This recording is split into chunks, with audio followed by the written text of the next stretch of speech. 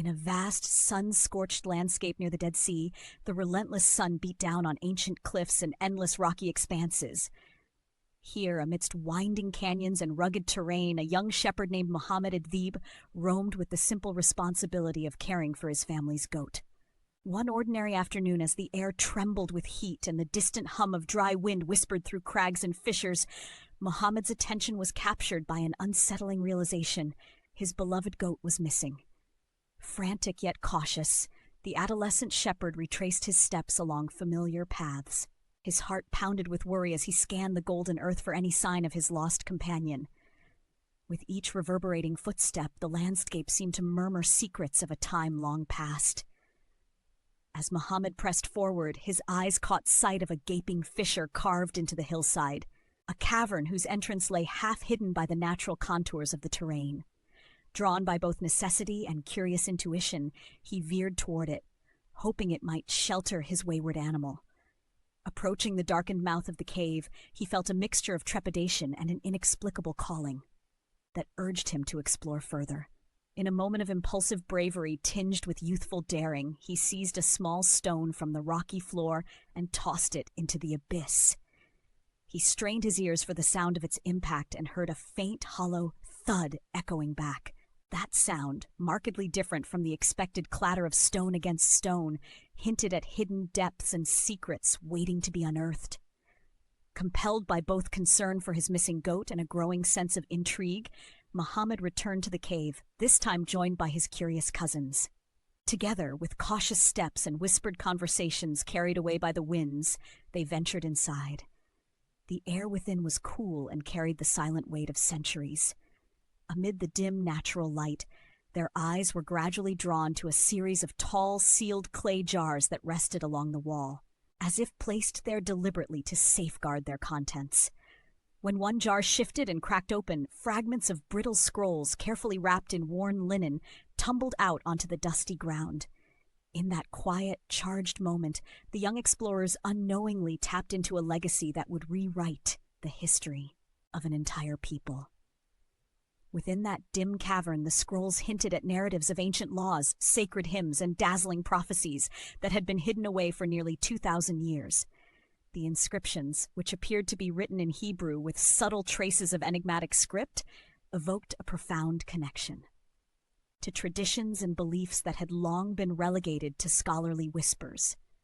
Though the teenagers could not fathom the magnitude of what they had discovered, the fragments of faded text promised revelations about prophets, messiahs, and the solemn rituals of a desert sect whose reverence for the divine was etched in every stroke of ink on fragile parchment. As word of the cave's contents began to circulate beyond the remote edges of the desert, experts and scholars soon arrived, drawn like moths to a historic flame. Archaeologists and academic researchers, keen to decipher the cryptic messages behind the ancient writings, descended upon the region with a mixture of scientific rigor and palpable wonder. Their meticulous explorations led them to uncover not one, but 11 hidden caves scattered across the Qumran area, each sheltering its own collection of texts and fragments that chronicled a bygone era. In each shadowed nook, the silent documents told their tale, of people long gone, yet whose voices still resonated with unwavering faith and fervent hope. Among the myriad scrolls discovered in these hallowed spaces, one text in particular bore an uncanny resemblance to the book of Isaiah found in the modern Bible. Its near-identical lines stirred both controversy and admiration among scholars, for it served as a tangible bridge connecting the eternal aspirations of ancient communities with the established narratives of contemporary faith. Alongside this sacred manuscript, other scrolls contained forgotten prayers and apocalyptic visions, along with detailed descriptions of the ritual rules and philosophies that governed the lives of a desert sect. It was as if these ancient documents had waited patiently through the ages, their quiet testimony capable of affirming what history often forgets. In this unfolding narrative of discovery, the cave itself emerged as a living relic, a silent guardian of memories that transcended time. The soft, dusty earth and weathered stone bore witness to moments of ancient truth, their surface engraved with the passage of countless generations. Among these echoes of faith, history was neither invented nor imagined. It was confirmed with each unrolling of a scroll, each careful examination by dedicated hands. The cave's secrets, nestled in the embrace of the towering cliffs, seemed to murmur, "We were here. We believed. We waited." As the years passed, the significance of these texts grew beyond academic circles to touch the hearts and minds of countless individuals. Museums around the world now sheltered these priceless scrolls behind glass, where millions admired the artistry and historical importance of each carefully preserved fragment.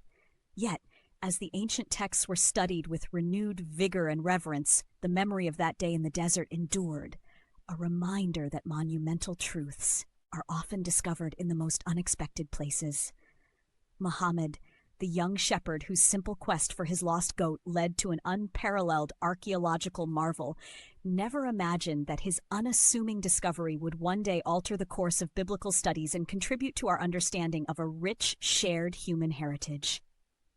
In that timeless canyon by the Dead Sea, beneath starlit nights and overwhelming daylight, the dusty legacy of ancient faith and enduring mystery was reawakened, a whisper from the past that continues to echo in every corner of our modern world.